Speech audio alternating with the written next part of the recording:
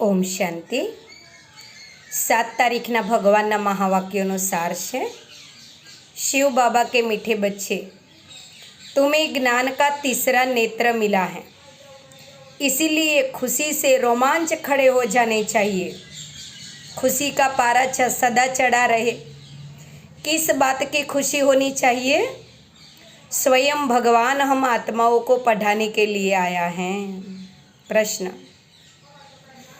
इस समय मनुष्य की नज़र बहुत कमज़ोर है, इसीलिए उनको समझाने की युक्ति क्या है? कैसे समझाएंगे? तो बाबा ने बताया कि इनके लिए ऐसे बड़े बड़े चित्र हो जो दूर से देखकर समझ जाए। जैसे सृष्टि चक्र का चित्र इतना बड़ा बनाकर लगाओ कि उसको मालूम हो जाए कैसे सब युग रूप रिपीट होते हैं। बाबा कहते यह जो चित्र हैं वह जैसे अंधों के आगे आईना।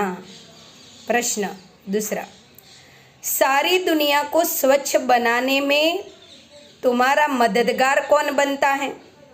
बाबा कहते हैं ना, यह नरक खत्म होगा, स्वर्ग धरा पर आएगा। तो इतनी बड़ी दुनिया को खत्म करने में कौन मदद करता है, स्वच्छ बनाने में? उत्तर, यह नेचुरल कैलेमिटीज तुम्हारी मदद करती हैं। प्राकृतिक आपदाओं द्वारा, है ना। बाबा कहते हैं सृष्टि स्वच्छ बनती है।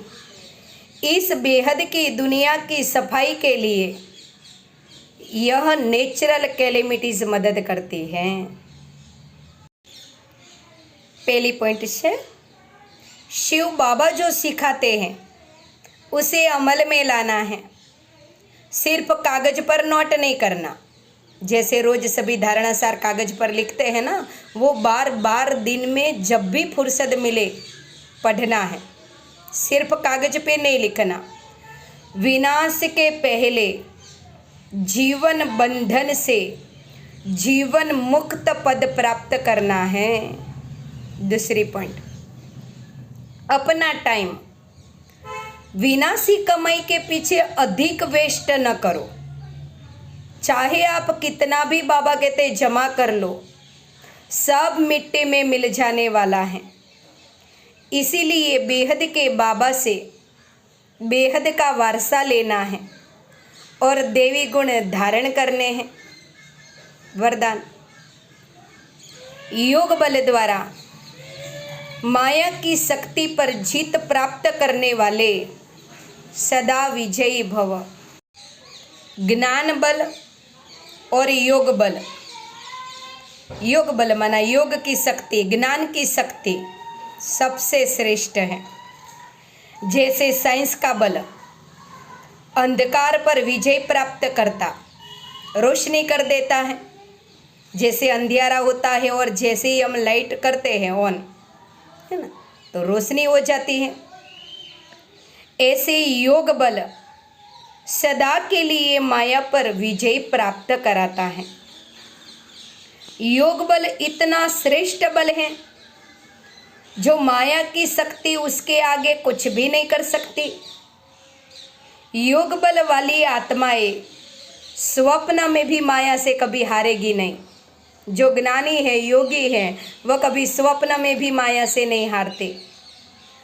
स्वप्न में भी कोई कमजोरी आ नहीं सकती। ऐसा विजयी का तिलक आपके मस्तक पर लगा हुआ है, माया जीत बनने का। और ये तिलक स्वयं परमात्मा ने हम पर लगाया है। यह नशा होना चाहिए। स्लोगन, नंबर 1 में आना है तो व्यर्थ को समर्थ में परिवर्तन कर दो। बाबा ने बोला था ना कल भी कि व्यर्थ पानी है, समर्थ दूध है। होली हंस माना पवित्र बनना है। सतयुग में नंबर 1 प्राप्त करना है तो हमें व्यर्थ से मुक्त होना पड़ेगा और समर्थ तरफ जाना पड़ेगा। मन को श्रेष्ठ विचारों तरफ ले जाना पड़ेगा। ओम शांति।